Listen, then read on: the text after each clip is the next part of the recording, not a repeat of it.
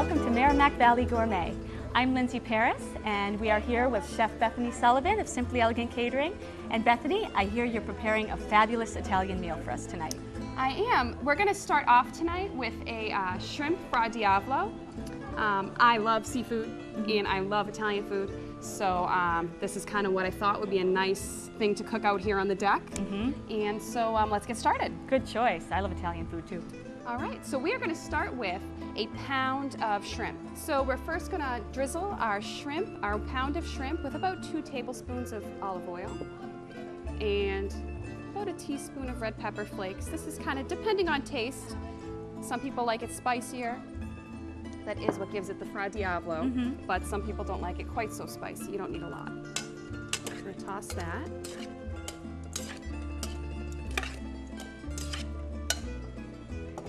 Next, I'm going to get the saute pan ready.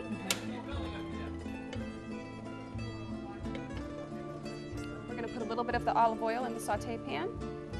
How high do you put the saute pan? It's about medium high. Okay. I have an open flame here, so with an electric oven, you may have to put it a little higher. Up, yeah. All right, this pan is pretty hot, so we're going to add the shrimp.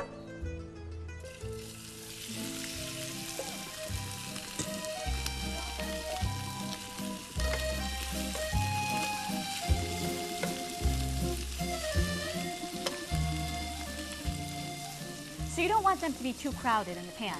Right. Okay. You just want to do a nice layer on the bottom of the pan, make sure they're all touching the heat. You're going to cook them until just about 1 to 2 minutes, just until they're translucent. We're going to flip them over, make sure they're just lightly cooked on the other side. You never want to overcook shrimp. It gets very rubbery very quickly. And we are going to add it back into the pan later for a minute, so you always can finish it off there. Let's now finish off at the end. Once the shrimp is red, it's done on one side, and I'm going to flip them over to the other. Sometimes it can be tricky to know, when seafood is done. Seafood is very tricky. It cooks so quickly.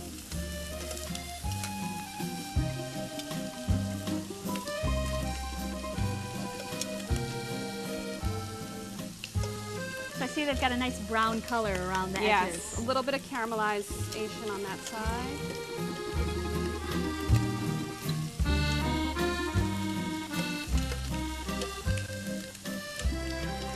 Now this is one of those dishes that you could really substitute other seafood in there if you'd like. I like lobster, and lobster prices were great this year, so we did that lobster in this dish a lot. You could do mussels, you could do scallops. Scallops you're going to saute just like the shrimp. Mussels and lobster, you'll steam them. Okay. And just add them in warm later. Okay, so with the mussels or clams, you would steam them and then add them at the end? Yep. Okay. Yep. How about, can you use fish?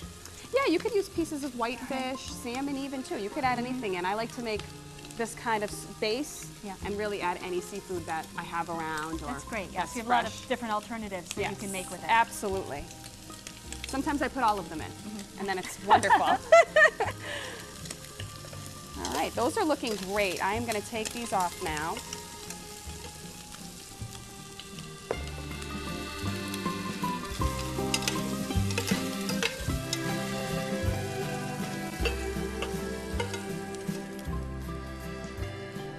Exactly how you're going to want them to look.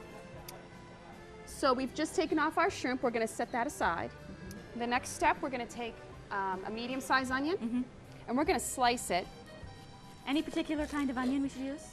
Just a regular onion. Like a yellow onion? Yep, a yellow onion. You can use a sweet onion if you'd like. I'm just going to sweeten up the dish a little bit, but it won't be too much.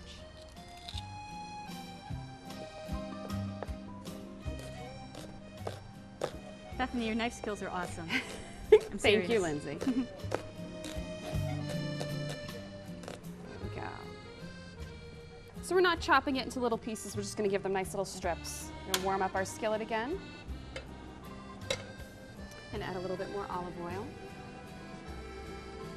And it's okay if there's little burnt pieces left from the shrimp. Those are just going to add to the flavor. So let's toss all of our onion in there.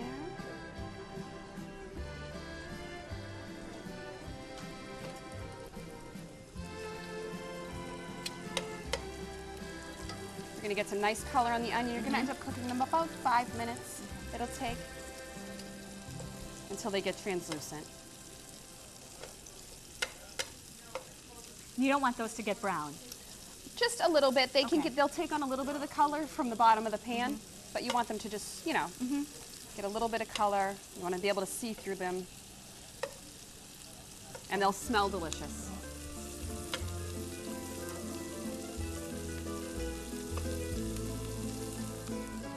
Now, Bethany, what's the right time to start cooking the pasta? Should you start it while you're working on the sauce? Or? We're going to wait just a minute because once I Okay. add the other ingredients, it's going to take about 10 minets. It's just about how Okay. long the pasta Okay. takes. So we'll wait so it's coming out right as we're ready to toss it in. Right. This would be a great meal for entertaining. Oh, yes. Like, everybody loves seafood. Oh, They love absolutely. shrimp. And you can really customize it to your group. Right, like you said. Find out what everybody fish likes or and whatever. try it all.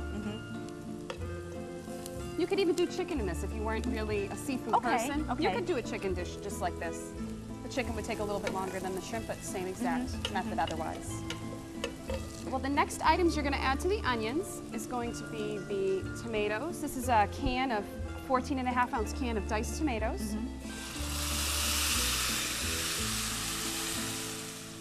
You're also going to add 1 cup of dry white wine. And then we are going to dice up some garlic to go in there too.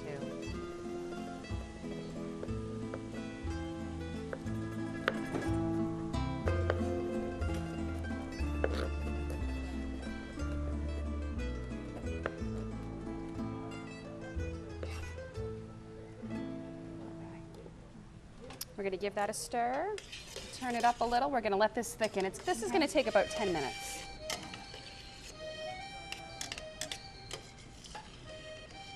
Can you add more garlic? If You want can. to? If you love garlic, If you love add garlic, more. I love Yeah, but it's garlic. about 3 cloves of garlic. Okay. But really, with a recipe like this, you can play around with the Yeah. garlic, the pepper, the Yeah. seasonings, and stuff like that.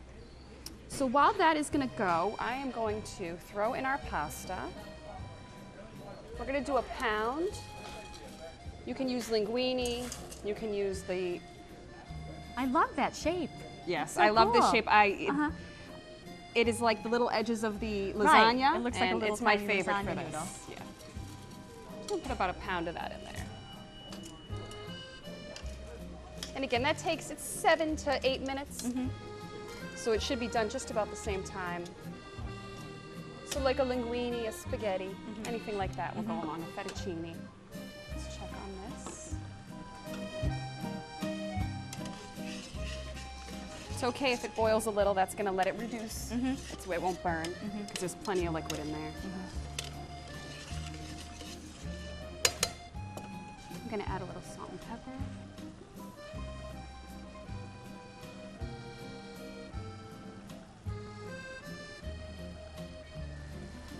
And then we're gonna add about a 1/4 teaspoon of oregano, dried oregano.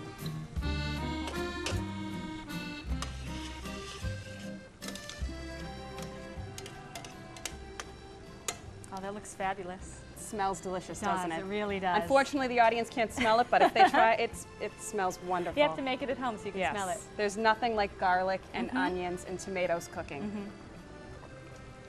Give this a quick toss over here to make sure it's not sticking together.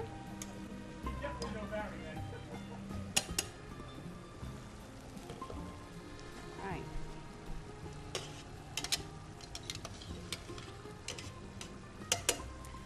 So we've given our sauce a couple minutes to thicken up and it's ready, as well as our pasta. So we're gonna put everything back together and assemble this dish. Awesome. So let's start with the shrimp.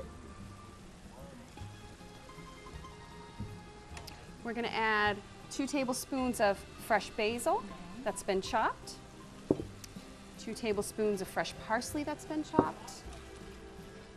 Kind of give that a little mix. That's a pretty green color too. Yeah. Looks really nice.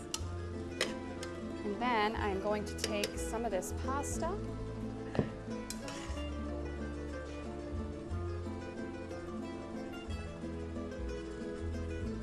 Put on the dish here.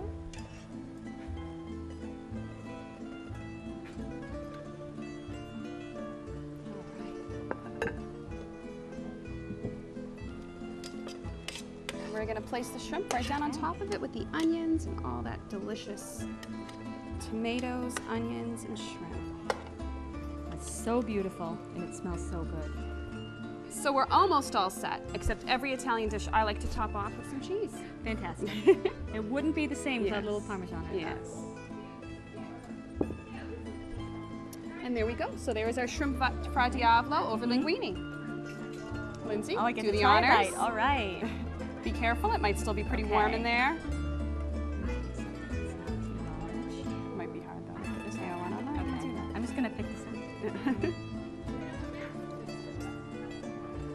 Good. It's unbelievable. Not too spicy? No. Excellent. It's just perfect. If you love seafood, you'll go nuts over this. It's so good. Great. Thank you so much. You're welcome. Well, we'll come right back and we're going to be making some raspberry tiramisu. All right. Sounds good.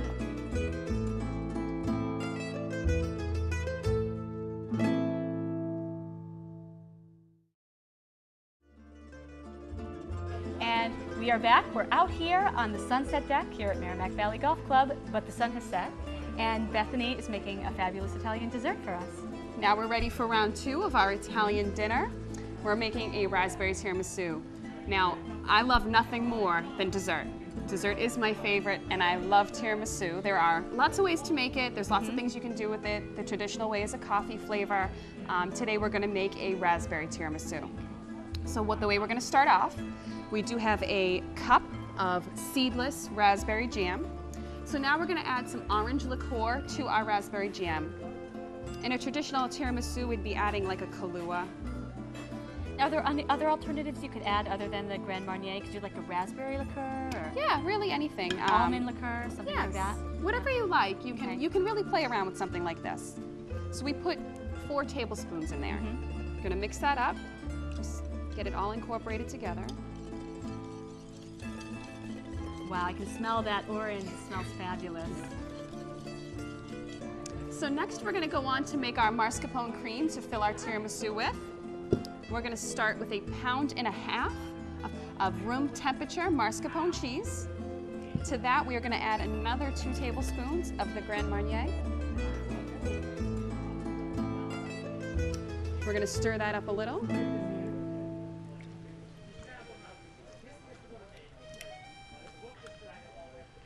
Next step is we're going to whip up some whipped cream over here in the mixer.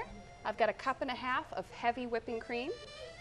To that I'm going to put in 1/4 cup of sugar and a teaspoon of vanilla. And then you're going to put that on high. Okay.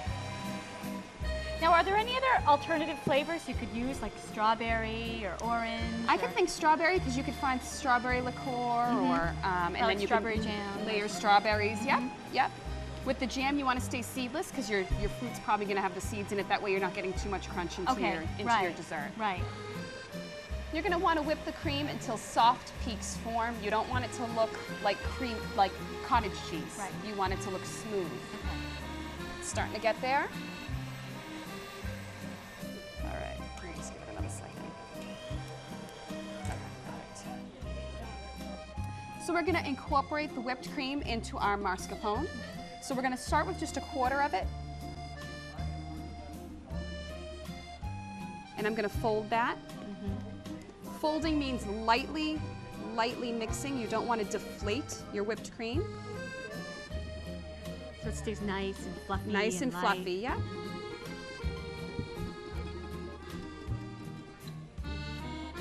We're going to fold the rest of the whipped cream in. And now we have a nice, light and fluffy mascarpone whipped cream Grand Marnier mixture here. All right, we are getting ready to assemble. This is the fun part. So Lindsay, would you like to help out? Absolutely. All right, so let's get all of our components here. You've got the dish. This is a 9x13. You can really use any dish you have and kind of customize the size to whatever you need. So what we're going to use as our bottom layer are these lady fingers. I got these at the store. You can make them. You can also use pound cake, any kind of sponge cake, whatever you prefer. Okay. Is great to use. These are lovely because they pretty much fit perfectly in the 9x13 pan. So we're going to line those up if you want to line up the next step. And these are great because they're nice and absorbent. Yes, they're going to take on the flavor of whatever you put in there. Put the puzzle pieces sorry. together. No, it's beautiful, beautiful. All right. On top of those, we're going to put some of our jam and Grand Marnier mixture, about half of it. And if you want to take that spoon there and we'll spread it out a little. Okay. All right. Kind of give it a nice even layer there. This is the fun part. This is the part that, you know, everybody can help out with. Right, the kids can help out with, anybody. All Might right. really be all over this. So the next layer is going to be some of the whipped cream. You're going to want to use half of what you have in there. It's a little tricky because you don't want to mix it in with that jam. You kind of just want to layer it right over the top.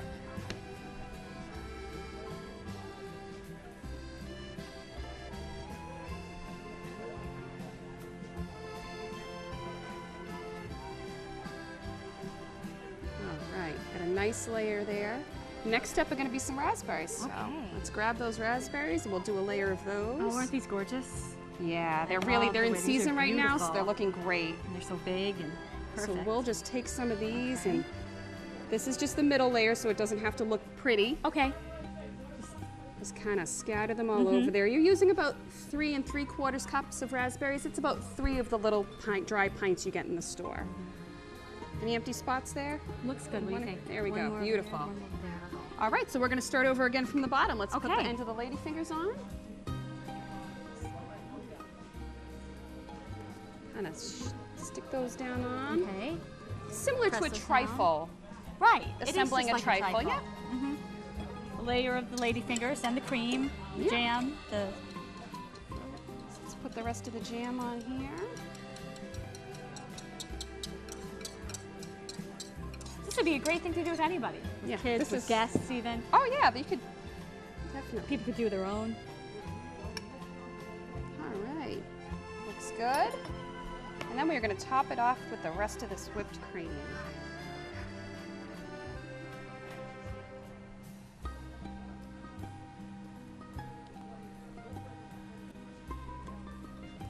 Make a nice even layer on the top. Looks gorgeous. You said you love dessert. I love dessert. Yes. Favorite Oh, meal. absolutely. Favorite part of the meal. Sometimes I skip dinner and we just go for dessert.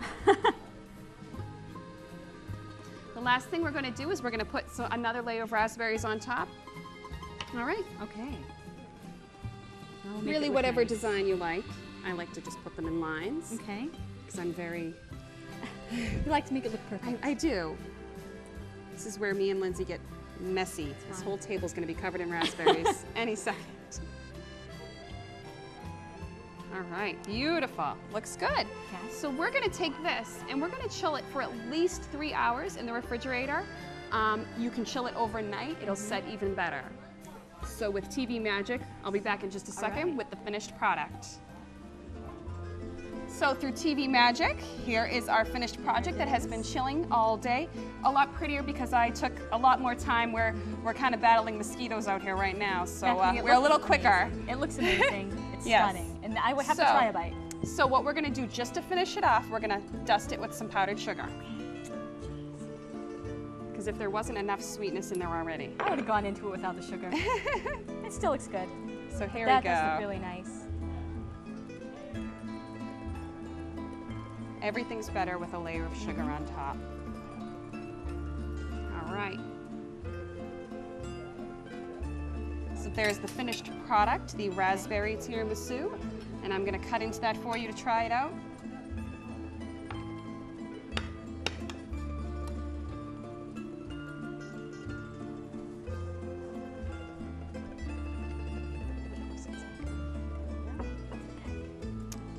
And there we All go, right. Lindsay. Ready. I've been waiting for this all night. Oh, wow. Good. It is so good. I love the way the mascarpone and the raspberries. It's a perfect combination. Excellent. Great. I'm glad you enjoyed it. Thank you so much for coming down here again.